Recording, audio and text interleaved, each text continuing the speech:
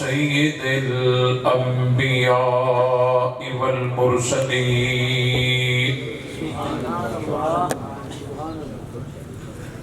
وعلى آله وأصحابه الطيبين الطاهرين لا سيما على الخلفاء الراشدين المهديين ولعنة الله على أعدائهم الرافضين الكافرين المرتدين أما بعد فأعوذ بالله من الشيطان الرجيم بسم الله الرحمن الرحيم الذين إن مكناهم في الأرض أقاموا الصلاة وآتوا الزكاة وأمروا بالمعروف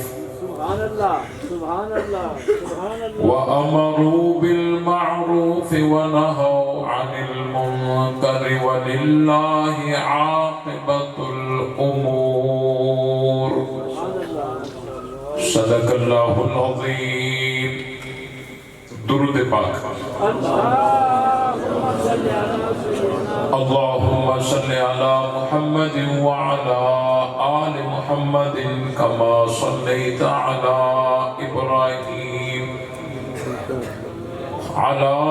إبراهيم وعلى آل إبراهيم إنك حميد مجيد اللهم بارك على محمد وعلى آل محمد كما باركت على إبراهيم وعلى آل إبراهيم إنك حميد مجيد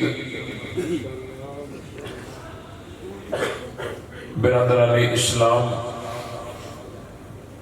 قابل عزت احترام صحابہ کرام کے سپاہیوں، اہل بیت کے پروانوں، قرآن مقدس کی بابرکت محفل آپ کے شہر ٹوبہ ٹیکسنگ کی جامع مسجد فاروقیہ کے اندر دعا ہے کہ اللہ تعالیٰ اپنی بارگاہ میں قبول فرمائے، اور جن دوستوں نے محنت کر کے اس پروگرام کا انعقاد کیا ہے اللہ تعالیٰ ان کی محنت کو قبول فرمائے۔ جو ساتھی دور دراز سے تشریف فرما ہے اللہ تعالیٰ سب کی حاضری کو شرف قبولیت سے نوازے، ہم سب کو حق سمجھ کر اس پر عمل کرنے کی توفیق بخشے۔ یہودیوں نے جب عیسائیت کو تباہ کیا، اس نے اپنے آپ کو حضرت عیسیٰ علیہ السلام کا حبدار ظاہر کیا اور اپنا نام ساؤل سے چینج کر کے پولس رکھا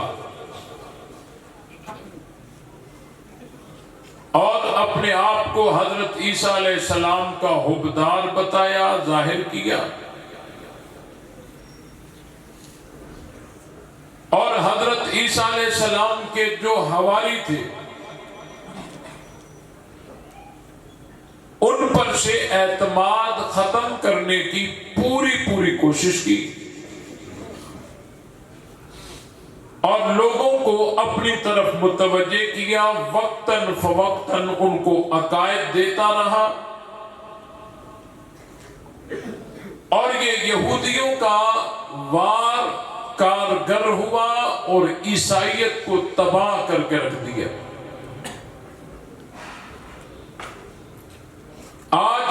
عیسائیت کے نام سے دنیا میں کہیں بھی کوئی مذہب آپ کو نظر آ رہا ہے، یہ در حقیقت پولشیت ہے۔ یہ یہودیوں کا ایک پرانا طریقہ واردات ہے۔ حضرت عیسیٰ علیہ السلام کی حکمرانی کو ظاہر کرنا یہ اس کا ہتھیار تھا،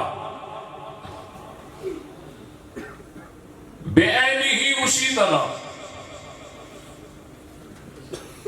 جب نبی پاک صلی اللہ علیہ وسلم نے مکہ المکرمہ میں اعلان نبوت فرمایا اور آپ علیہ السلام پر مشکل وقت آیا، آپ علیہ السلام پر کلمہ پڑھنا ہر مصیبت کو گلے لگانے کے مترادف ہو گیا، اور جو نبی پہ کلمہ پڑھتا تھا اس پر زمین تنگ کر دی گئی۔ بالآخر ان لوگوں کو اپنے گھر بار چھوڑنے پڑے، ہجرت کر کے مدینہ میں آئے، اور جب مدینہ میں آئے تو یہاں نبی پاک صلی اللہ علیہ وسلم کی حکومت قائم ہوئی۔ آپ علیہ السلام بطور حاکم کے یہاں بنے، ایک ریاست قائم ہوئی، اسلامی اقتدار قائم ہوا، اور یہودیوں کو وہاں بڑی تکلیف ہوئی۔ انہوں نے نبی پاک صلی اللہ علیہ وسلم کے راستے میں رکاوٹیں ڈالی، آپ علیہ السلام سے جنگیں کی، معاہدے کیے، خلاف ورزیاں کی، آپ علیہ السلام کے قتل کے منصوبے بنائے۔ نبی پاک صلی اللہ علیہ وسلم سے ٹکرانے کے جرم میں ان یہودیوں کو بھی مدینہ سے نکالا گیا۔ بالآخر حضرت فاروق اعظم رضی اللہ تعالیٰ عنہ کے دور میں یہودیوں کو جزیرہ عرب سے نکال دیا گیا۔ تو یہودیوں نے دیکھا کہ جس طرح ہم نے عیسائیت کو برباد کیا تھا، اسی طرح اسلام کو برباد کرنے کے لیے وہی طریقہ اپنایا۔ صنائے یمن کا یہودی عبداللہ ابن سبا اور ان کے رفقائے کان، انہوں نے بظاہر اسلام قبول کر کے اور نبی پاک صلی اللہ علیہ وسلم سے محبت کو ظاہر کیا اور حب اہل بیت کا نعرہ لگایا۔ ان کو اہل بیت کے ساتھ محبت نہیں تھی، ہتھیار یہ استعمال کیا کہ ہم اہل بیت والے ہیں۔ مقصد اہل بیت سے محبت نہیں تھی، مقصد یہ تھا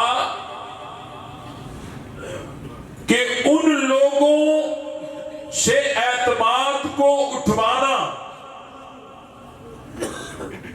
کہ جن لوگوں کے ذریعے نبی پاک صلی اللہ علیہ وسلم کا پورا دین ہم تک پہنچائے، ان لوگوں پر سے اعتماد کو ہٹانا، اور ہٹانے کے بہت سارے طریقے، کبھی کون سا بہانہ، کبھی کون سا بہانہ، کبھی ایسے مسائل پیش کرتے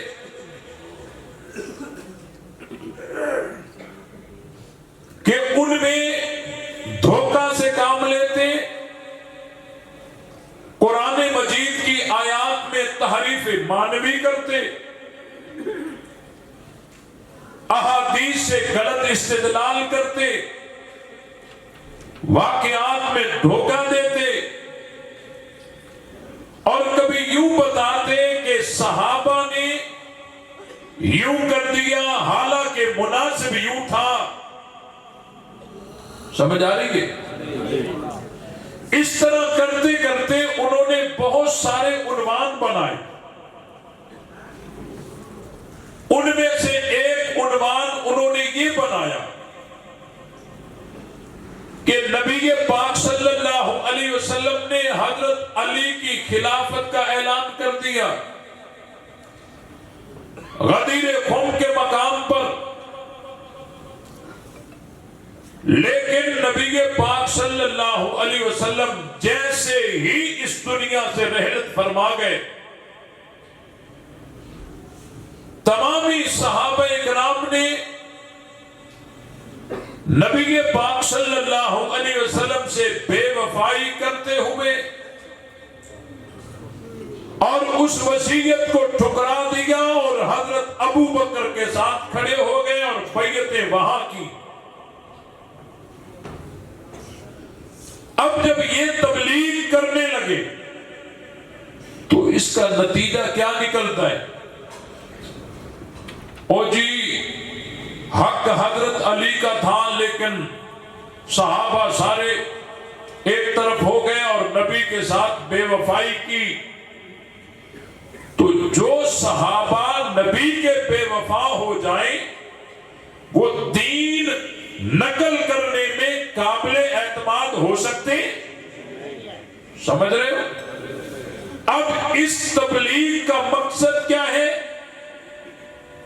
نبی پاک صلی اللہ علیہ وسلم سے یعنی صحابہ کرام سے اعتماد کو ہٹانا۔ صحابہ جب قابل اعتماد نہ رہے پھر تو دین پہنچنے کا اور کوئی ذریعہ ہی نہیں اور کوئی واسطہ ہی نہیں۔ صحابہ کرام کا ہم تک دین پہنچانا یہ تبھی ہے کہ جب ہم صحابہ پہ اعتماد رکھتے ہیں، صحابہ کو قابل اعتماد سمجھتے ہیں، انہوں نے جو قرآن پہنچایا برحق، کلمہ پہنچایا برحق، آذان پہنچائی برحق، سارا دین ہم تک پہنچایا، عبادات تو عبادات، نبی پاک صلی اللہ علیہ وسلم کی عادات کو بھی ہم تک پہنچایا۔ ٹھیک ہو گیا؟ اب انہوں نے یہ ڈنڈورا پیٹا نہیں دی، حق کسی اور کا تھا، وہ صحابہ سارے جو ہے انہوں نے بے وفائی کی اور وہ پھر گئے اور نبی کی وصیت کو ٹھکرا دیا، حضرت علی کا ساتھ نہیں دیا، خلافت کسی اور کی بن گئی، بڑا ظلم ہو گیا۔ یہاں ایک بات بنیادی سمجھ لیجیے،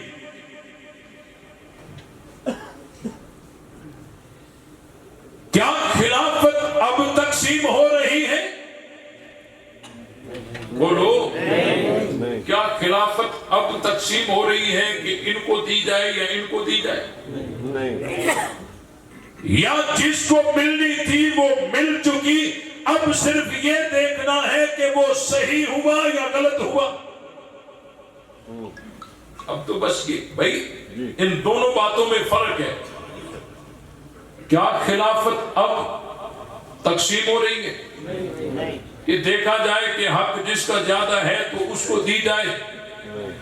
اب تقسیم ہو رہی ہے، یا جس کو ملنی تھی وہ مل گئی، اب صرف دیکھنا یہ ہے کہ وہ کام صحیح ہوا یا غلط ہوا؟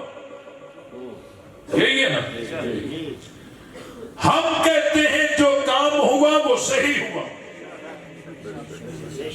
جن کو خلافت ملی صحیح ملی۔ میری بات کو سمجھیے ذرا، سب سے پہلا کام تھا اللہ کا، اللہ نے ان کے لیے ماحول بنایا اور لوگوں کے دلوں میں ان کی مقبولیت ڈالی اور ایسے حالات بن گئے کہ مسند پر حضرت ابو بکر آ گئے تو اللہ نے اپنا کام پورا کیا۔ دوسرا کام ہے رسول اللہ کا صلی اللہ علیہ وسلم، اللہ کے رسول نے بھی اپنا کام پورا کیا۔ امت کے لیے جو سب سے زیادہ بہتر، فائدہ مند، لائق اور قابل خلیفہ اللہ کے رسول کی نظر میں تھا، اللہ کے رسول نے ان کے لیے ماحول بنایا۔ کبھی حج پر امیر بنا کر صدیق اکبر کو بھیج رہے ہیں، 9 ہجری میں حج پر امیر بنا کر بھیج رہے ہیں، عمارت حج کی صدیق اکبر کو دے رہے ہیں۔ یہ ماحول بنانا ہے نا کہ لوگوں کو پتا چلے کہ اللہ کے رسول جس کو حج کا امیر بنا رہے ہیں، کوئی تو بات ہے نا۔ پھر آخری وقت میں مصلی پہ کھڑا کر رہے ہیں اور لوگوں کو بتا رہے ہیں کہ جو کام میں نہیں کر سک رہا بیماری کی وجہ سے، اب میں حوالے جس کے کر رہا ہوں۔ یہ نبی کی طرف سے ایک ماحول بنانا تھا، تو اللہ نے بھی کام پورا کیا اور رسول اللہ نے بھی کام پورا کیا۔ اور تیسری ذمہ داری بننی تھی اس دور کے مسلمانوں کی۔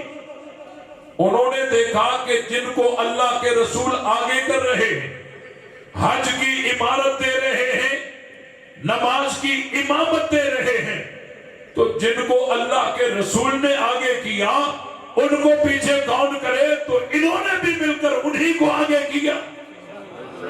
تو اللہ نے بھی کام صحیح کیا، اللہ کے رسول نے بھی کام۔ وہاں کے مسلمانوں نے جب اللہ کے رسول کو دیکھا کہ وہ حضرت ابو بکر کو حج کی عمارت بھی دے رہے ہیں اور نماز کی امامت بھی دے رہے ہیں، تو انہوں نے بھی مل کر انہی کو آگے کیا، تو اس میں ان کا کیا قصور ہے؟ انہوں نے بھی کام صحیح کیا۔ اور چوتھی ذمہ داری بنتی ہے حضرت علی کی۔ چوتھی ذمہ داری بنتی ہے حضرت علی کی۔ حضرت علی نے بھی اپنی ذمہ داری پوری کی کہ اللہ نے جن کے لیے ماحول بنایا، اللہ کے رسول نے جن کو مصلی پہ کھڑا کیا، تمام صحابہ نے جن کی بیعت کی، تو حضرت علی نے بھی بیعت کی، پیچھے نماز بھی پڑھی، بیٹے پہ نام ابو بکر بھی رکھا۔ بھائی میں نے شروع میں کہا کہ خلافت کوئی اب تقسیم ہو رہی ہے یا پہلے جس کو ملنی تھی مل چکی ہے، اب صرف دیکھنا ہے کہ وہ کام صحیح ہوا یا غلط ہوا۔ اب اگر جو کہے گا کام جو ہوا وہ صحیح ہوا، جس کو ملی وہ صحیح ملی، تو اس تناظر میں اللہ نے اپنا کام صحیح کیا، پورا کیا، اللہ کے رسول نے اپنا کام صحیح کیا، پورا کیا، اور جی اس دور کے مسلمانوں نے اپنا کام پورا کیا، صحیح کیا، اور حضرت علی نے بھی اپنا کام پورا کیا اور صحیح کیا، بیعت بھی کی، نماز بھی پڑھی، مشیر بھی بن کر رہے، بیٹے پر نام ابو بکر بھی رکھا، اللہ پر بھی، اللہ سے بھی محبت ہماری بحال، اور جی صحابہ کرام نبی پاک صلی اللہ علیہ وسلم سے محبت ہماری برقرار، تمام مسلمانوں سے محبت اعتماد برقرار۔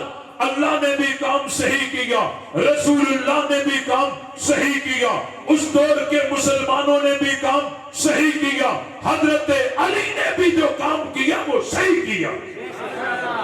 اب یہ ہے ہمارا نظریہ۔ ہمارے نظریے میں اللہ نے بھی کام پورا کیا، صحیح کیا، اللہ کے رسول کو بھی جو بہتر، مناسب، اچھا، افضل، برتر نظر آیا اسی کو آگے کر کے اس کے لیے ماحول بنایا، اللہ کے رسول نے بھی کام صحیح کیا۔ اس دور کے مسلمانوں نے دیکھا کہ اللہ کے رسول جن کو آگے کر رہے ہیں انہوں نے بھی مل کر انہی کو آگے کر دیا، انہوں نے بھی صحیح کیا۔ حضرت علی نے بیعت کر کے پیچھے نماز پڑھی، حضرت علی نے بھی کام صحیح کیا، سب صحیح ہوا،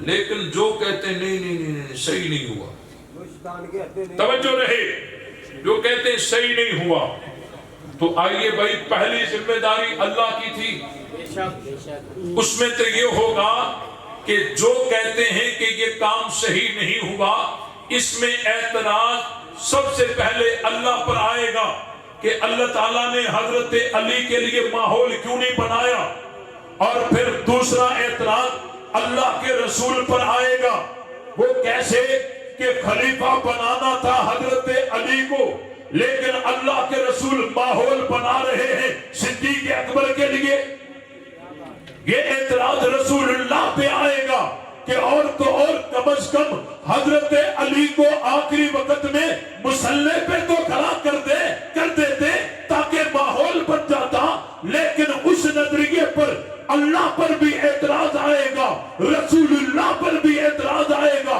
کہ اللہ کے رسول کو خلیفہ حضرت علی کو بنانا تھا، لیکن حج کی عمارت صدیق اکبر کو دے رہے ہیں، آخری وقت میں مصلی پر امامت صدیق اکبر کو دے رہے ہیں، تو اللہ پر بھی اعتراض اور رسول اللہ پر بھی اعتراض ہوگا۔ اللہ کے رسول کو کم از کم یہ تو کرنا چاہیے تھا کہ جس کو خلیفہ بنانا ہے اسی کو مصلی پہ کھڑا کر دیتے تاکہ لوگ سمجھ جاتے، اشارہ مل جاتا، اللہ کے رسول نے وہ بھی نہیں کیا، اور پھر وہ باقی جو لوگ اس دور کے مسلمان تھے انہی پر تو اعتراض ہے ہی ہے، لیکن سب سے بڑا اعتراض حضرت علی پر آئے گا۔ وہ کیسے آئے گا؟ اگر اللہ کے رسول نے حضرت علی کی خلافت کا اعلان کیا تھا تو حضرت علی کو چاہیے تھا کم از کم حضرت علی احتجاج پر تو رہتے، احتجاج پہ رہتے، احتجاج پہ رہتے، نہ بیعت کرتے، نہ نماز پڑھتے، نہ مشیر بنتے، نہ وزیر بنتے، احتجاج پر تو رہتے تاکہ امت کو پتا چلتا کہ یہاں کچھ ہوا ہے، ظلم ہوا، زیادتی ہوئی، ناانصافی ہوئی، لیکن حضرت علی نے بھی تو ایسا نہیں کیا۔ یہ کیا ہو رہا ہے؟ حضرت ابو بکر مسند پر آ رہے ہیں تو حضرت علی بیعت کرتے نظر آتے ہیں، حضرت ابو بکر مصلی پہ آتے ہیں، علی صف اول میں ابتدا کرتے نظر آتے ہیں۔ یہ کیا ہو رہا ہے؟ حضرت علی تو احتجاج بھی نہیں کرتے، حضرت صدیق اکبر کے ہاتھ پہ بیعت بھی کرتے ہیں، نماز بھی پڑھتے ہیں، بچوں پہ نام بھی رکھتے ہیں، مشیر بھی بنتے ہیں، وزیر بھی بنتے ہیں۔ اس لیے اگر وہ نظریہ تم اٹھاؤ گے تو اللہ پر اعتراض آئے گا، رسول اللہ پر اعتراض آئے گا، صحابہ پر تو اعتراض کرنے کے لیے وہ نظریہ بنایا گیا تھا نا، لیکن خود جس کے ساتھ محبت کا دعویٰ ہے اسی کے ساتھ اسی کے اوپر اتنے بڑے اعتراض آئیں گے، کم از کم وہ احتجاج پر تو رہتے، لیکن علی بھی احتجاج پہ نہ رہے۔ تو میرے بھائیوں، یہ صرف ان یہودیوں کا ڈھکوسلا ہے لوگوں کو صحابہ سے بدگمان کرنے کے لیے۔ کبھی کبھی کہتے ہیں آج کل انہوں نے چلایا ہوا ہے، حضرت فاطمہ رضی اللہ تعالی عنہا شہید ہوئی اور وہ بھی جمادی الثانی میں، حالانکہ حضرت فاطمہ شہید نہیں ہوئی، ان کا طبعی انتقال ہوا ہے، اور اپنی موت میں انتقال ان کا طبعی، ان کی وفات ہوئی ہے، کوئی شہادت نہیں ہوئی، اور وہ بھی جمادی الثانی میں نہیں، رمضان میں ہوئی ہے۔ یہ صرف اور صرف حضرات شیخین کریمین پر اعتراض کرنے کے لیے حضرت فاطمہ رضی اللہ تعالی عنہا کے بارے میں یہ کہا جا رہا ہے۔ حضرت فاطمہ رضی اللہ تعالی عنہا تو وہ ہیں جو آخری وقت میں وصیت کرتی ہیں کہ میرا جنازہ تیار صدیق اکبر کی بیوی اسماء بنت امیس کرے۔ حضرت فاطمہ کا جنازہ تیار حضرت ابو بکر کی بیوی نے کیا، اور نماز جنازہ صدیق اکبر نے پڑھائی۔ نماز جنازہ صدیق اکبر نے پڑھائی، حضرت علی نے صدیق کو آگے کیا. حضرت علی نے عرض کیا یا امیر المومنین یا خلیفۃ رسول اللہ میں کیسے آگے ہو جاؤں؟ حضرت علی نے فرمایا بیٹی نبی کی ہے، بیوی آپ کی ہے، جنازہ آپ پڑھائیں. حضرت علی نے حضرت ابو بکر سے کہا میں کیسے آگے ہو جاؤں؟ مجھے رسول اللہ کے وہ فرمان میری کانوں میں گونجتے ہیں کہ اللہ کے رسول نے فرمایا تھا ما کان ينبغي لقوم فيهم ابو بکر ان يعمهم غیرہ، کہ جس قوم میں ابو بکر موجود ہو اس قوم میں کسی اور کو امامت کا حق نہیں ہے. حضرت علی نے صدیق کا بازو پکڑ کے آگے کر دیا.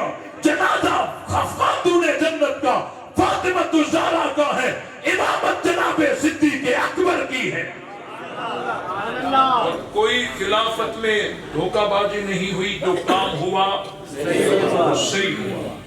کہتے ہیں حضرت علی نے نبی پاک صلی اللہ علیہ وسلم نے حضرت علی کی خلافت کا اعلان کیا تھا. اچھا کہاں کیا تھا؟ کہتے ہیں من کنت مولا ہو فہذا علی مولا، جس کا میں مولا ہوں اس کا علی مولا ہے. یہ اعلان خلافت تھا. میں نے کہا نا یہ اعلان خلافت نہیں تھا. اگر یہ اعلان خلافت ہوتا، اگر یہ اعلان خلافت ہوتا تو حضرت علی رضی اللہ تعالیٰ عنہ پوری زندگی میں ایک دفعہ تو آواز بلند کرتے کہ اللہ کے نبی نے مجھے خلیفہ بنائے، میری بیعت کرو. حضرت علی نے پوری زندگی میں ایک دفعہ بھی اعلان نہیں کیا. اور یہ گلی گلی میں ڈول بجا رہے ہیں کہ نبی نے علی کو خلیفہ بنا دیا، اس مالک کو پتہ ہی نہیں. چائے سے زیادہ چینک گرم ہے. بات سمجھ آئی کہ نہیں آئی؟ حضرت علی نے پوری زندگی میں ایک دفعہ بھی اعلان نہیں کیا کہ اللہ کے نبی نے مجھے خلیفہ بنائے، میرے ہاتھ پر بیعت کرو. علی نے تو نہیں کہا، یہ کہہ رہے ہیں. اچھا لوگوں کا بنایا ہوا مذہب پریشان ہوا کہ ہم نے تو ادھر سے آگ لگائی ہوئی ہے کہ نبی نے علی کو خلیفہ بنا دیا، لیکن حضرت علی نے تو ایک دفعہ بھی نہیں کہا. اب کیا بنے گا؟ سوچ سوچ کے کہنے لگے ہاں علی بیچارے اکیلے تھے، ان کا کوئی حامی نہیں تھا اور ان کا کوئی حمایتی نہیں تھا. وہ ہوتے تو حضرت علی ضرور اعلان کرتے. جھوٹ بولتے ہو کہ علی اکیلے تھے. حضرت علی کے 18 تو بیٹے تھے. بھائی جو جاگ رہے ہیں وہ زور سے سبحان اللہ. حضرت علی کے 18 تو بیٹے تھے، 9 بیویاں تھی. سسر کتنے ہو گئے؟ سالے کتنے ہو گئے؟ چچا جان، بھائی، بھتیجے، بھانجے. کیا بنو ہاشم بھی علی کے ساتھ نہیں تھا؟ جھوٹ بولتے ہو، علی اکیلے تھے. اور اگر تمہاری اس غلط بیانی کو ہم تسلیم بھی کریں کہ علی اکیلے تھے، کیا نبی اکیلے نہیں تھے جب نبوت ملی تھی؟ انہوں نے انتظار کیا تھا کہ میرے حمایتی جمع ہو جائیں پھر اعلان کروں. انہوں نے تو کسی کا انتظار کیے بغیر فاران کی چوٹی پر چڑھ کر اعلان کیا تھا. حمایتی بعد میں جمع ہو گئے تھے. اگر نبی کی طرح حضرت علی کو بھی کوئی منصب ملا ہوتا، حضرت علی کسی سے ڈرنے والے نہیں تھے. وہ ڈنکے کی چوٹ پر اعلان کرتے، لیکن علی نے اعلان نہیں کیا. یہ اس لیے نہیں کیا کہ من کنت مولا، یہ اعلان خلافت نہیں، یہ اعلان محبت ہے. یہ بات سمجھ آئی کہ نہیں آئی؟ حضرت علی نے کوئی اعلان نہیں کیا، کوئی اعلان نہیں کیا. اچھا سمجھو، اب کوئی یوں نہ کہے کہ اپنا مسئلہ تھا اس نے کہا کوئی بات نہیں چھپا دو، میری بات میں نے صبر کر لیا. ان کے ہاں امامت نبوت سے بھی افضل ہے. کیا نبی کو اپنی نبوت چھپانا جائز ہے؟ اپنی نبوت چھپانا جائز ہے؟ سب سے پہلے نبی کو اپنی نبوت پر ایمان لانا ضروری ہے، تبھی تو آگے دعوت چلے گی۔ حضرت علی المرتضیٰ رضی اللہ تعالیٰ عنہ نے ایک دفعہ بھی اعلان نہیں کیا۔ اچھا، نبی پاک صلی اللہ علیہ وسلم نے بھی اعلان نہیں کیا، حضرت علی نے بھی نہیں کیا۔ اب یہ پلٹ کر ہم سنیوں کو پتہ ہے کیا کہتے ہیں؟ جاگ رہے ہو؟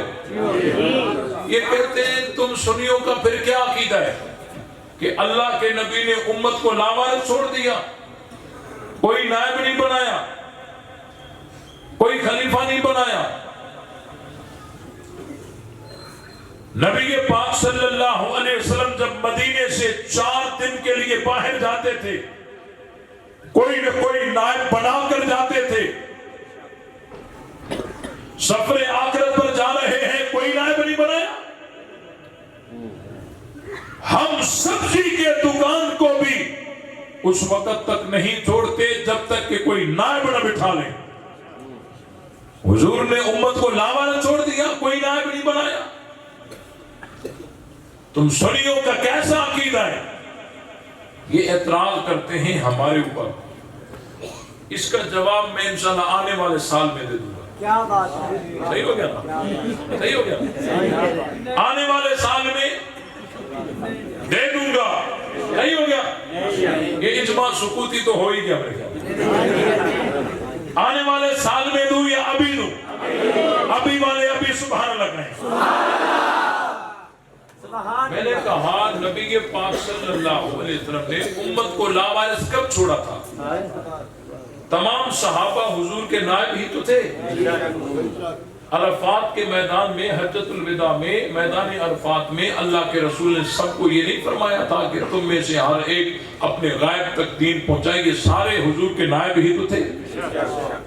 اور کیا حضور نے میدان عرفات میں یہ نہیں بتایا تھا میرے جانے کے بعد تو بھاری چیزیں مضبوطی سے تھامے رکھنا، کبھی گمراہ نہیں ہوو گے؟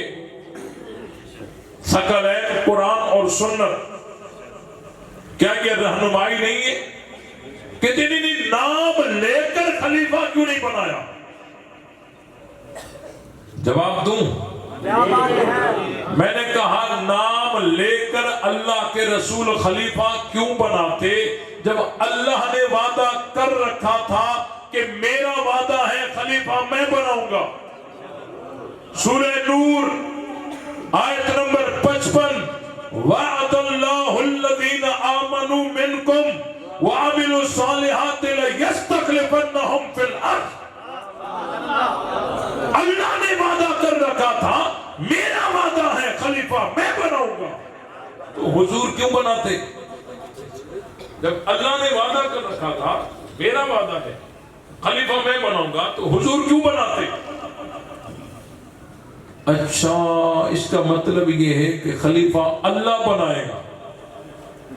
حضرت ابو بکر کو تو لوگوں نے بنایا تھا۔ پھر یہ اعتراض کرتے ہیں، اس کا مطلب یہ ہے کہ خلیفہ اللہ بنائے گا لیکن حضرت ابو بکر کو تو لوگوں نے بنایا تھا۔ بھئی رزق دینے والا کون ہے؟ اللہ۔ زور سے اللہ۔ رزق دینے والا کون ہے؟ اللہ۔ کیا تم آٹا دکان سے نہیں لے رہے ہوتے؟ چاول دکان سے نہیں لے رہے ہوتے؟ بولو، گھی دکان سے نہیں لیتے؟ عقیدہ کیا رکھتے ہو کہ رزق دینے والا کون ہے؟ اللہ۔ بھائی رزق اللہ دیتا ہے، اسباب یہ استعمال ہو جاتے ہیں، خلیفہ اللہ بناتا ہے، اسباب سقیفہ بنی ساعدہ کا استعمال ہو جاتا ہے۔ تمام مہاجرین اور انصار کے دل میں اللہ ہی نے تو ڈالا کہ سب نے مل کر صدیق اکبر کے ہاتھ پر بیعت کر کے ان کو خلیفہ بنا دیا۔ یہ بات سمجھ آئی کہ نہیں آئی؟ اچھا، آپ نے بہت ساری چیزیں سنی ہیں روافض کی، آج میرے 2 سوال ہوں گے آپ سے۔ کتنے؟ 2 سوال، لیکن میرا شرط بھی ہے، آپ نے جواب ہاں یا نہ میں دینا۔ آگے بات نہیں کروں گا جی، میرے پاس ٹائم نہیں ہے، ہم زیادہ بحث نہیں کرنا چاہتے۔ میرے 2 سوال ہیں، آپ جواب ہاں یا نہ میں دیں۔ راضی ہو؟ طے ہو گیا؟ شرط منظور ہے؟ جواب ہاں یا نہ میں دو گے؟ بھائی جو دیں گے وہ ہاتھ تو بلند کریں۔ میرے 2 سوال ہیں، آپ نے جواب ہاں یا نہ میں دینا ہے بس۔ میرا پہلا سوال یہ ہے کہ کیا نبی پاک صلی اللہ علیہ وسلم نے آخری وقت میں نماز پڑھانے کے لیے مصلی پر صدیق اکبر کو کھڑا کیا تھا؟ ہاں یا نہ میں جواب؟ بس ایک سوال میرا یہ تھا۔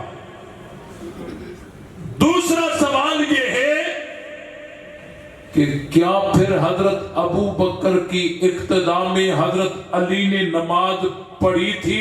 ہاں یا نہ میں جواب؟ بولو۔ میں دوبارہ دہراتا ہوں، آپ کا ذوق ابھی جاگا ہے، آپ شاید سوئے ہوئے تھے۔ بہت سارے مقوصلے آپ نے وہاں سے سنے ہیں نا، یہاں دلائل اور حقائق بھی سنیے۔ میرا پہلا سوال یہ ہے، آپ نے جواب ہاں یا نہ میں دینا ہے۔ پہلا سوال یہ ہے، کیا نبی پاک صلی اللہ علیہ وسلم نے آخری وقت میں نماز پڑھانے کے لیے اپنے مصلی پر صدیق اکبر کو کھڑا کیا تھا؟ ہاں یا نہ میں جواب دیں؟ بس اگلا سوال میرا یہ ہے، کیا پھر حضرت علی نے صدیق اکبر کی اقتداء میں نماز پڑھی تھی؟ ہاں یا نہ میں جواب دیں؟ بھائی جس کو نبی کھڑا کرے، علی تسلیم کرے، اس پہ جو بھونکتا ہے نہ وہ نبی والا ہے نہ وہ علی والا ہے۔ نبی والے بھی ہم ہیں، علی والے بھی ہم ہیں۔ نبی جن کو کھڑا کرے، علی جن کو تسلیم کرے، ان پہ جو بھونکتا ہے نہ وہ نبی والا ہے نہ وہ علی والا ہے۔ نبی والے بھی ہم ہیں، علی والے بھی ہم ہیں۔ آج کل بہت سارے اعتراضات کرتے ہیں نا، آدمی کا قرآن پر ایمان ہونا چاہیے، منزل آسان۔ قرآن پر ایمان ہونا چاہیے، منزل آسان ہے۔ سورہ حج کی میں نے ایک آیت تلاوت کی تھی، الذین ان مکناہم فی الارض۔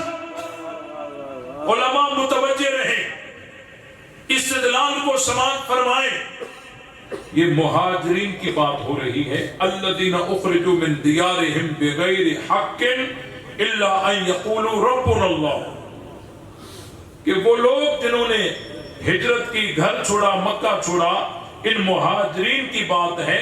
الذین ان مکناہم فی الارض، اگر ہم ان مہاجرین کو زمین میں حکومت دیں، زمین میں اقتدار دیں ان مہاجرین کو، تو اقتدار میں آنے کے بعد لوگوں کے اعمال بگڑ جاتے ہیں، عقائد خراب ہو جاتے ہیں، لیکن یہ ایسے لوگ ہیں ان پر صحبت نبی کا ایسا پکا رنگ چڑھا ہوا ہے کہ اقتدار میں آنے کے بعد بھی یہ کیا کریں گے؟ اقام الصلاۃ، نماز قائم کریں گے، وآتوا الزکاۃ، زکوٰۃ ادا کریں گے، وَأَمَرُوا بِالْمَعْرُوفِ، بھلائی کا حکم کریں گے، وَنَهَوْا عَنِ الْمُنْكَرِ، برائی سے روکیں گے۔ توجہ رہے۔ اب یہاں استدلال کی 2 بنیادیں ہیں، مہاجرین بھی ہوں، ایک بنیاد یہ ہے، اور دوسرا یہ ہے کہ ان کو حکومت بھی ملے۔ جب یہ 2 باتیں ثابت ہو جائیں تو قرآن کہتا ہے پھر یہ کام شریعت کے مطابق کریں گے، مہاجرین بھی ہوں اور حکومت بھی مل جائے۔ قرآن کہتا ہے نا، آؤ حضرت ابو بکر، عمر، عثمان رضی اللہ تعالی عنہم اجمعین، ان کے مہاجرین ہونے کا کوئی انکار کر سکتا ہے؟ دشمن میں بھی طاقت نہیں کی ہجرت تواتر سے ثابت ہے۔ ابو بکر، عمر، عثمان رضی اللہ تعالی عنہم اجمعین مہاجرین ہیں یا نہیں؟ ایک بنیاد یہ ہے۔ دوسری بنیاد یہ ہے کہ ان کو حکومتیں بھی ملیں۔ تو حضرت ابو بکر، عمر، عثمان رضی اللہ تعالی عنہم اجمعین کو حکومتیں ملی یا نہیں ملی؟ دو باتیں ہو گئی کہ مہاجرین بھی ہیں، حکومت بھی ملے، مہاجرین بھی ہیں، حکومت بھی ملے۔ تو قرآن کہتا ہے الذین ان مکناہم فی الارض اقاموا الصلاۃ وآتوا الزکاۃ وامروا بالمعروف، یہ کام شریعت کے مطابق کریں گے، نماز قائم کریں گے، زکوٰۃ ادا کریں گے، بھلائی کا حکم کریں گے، بھلائی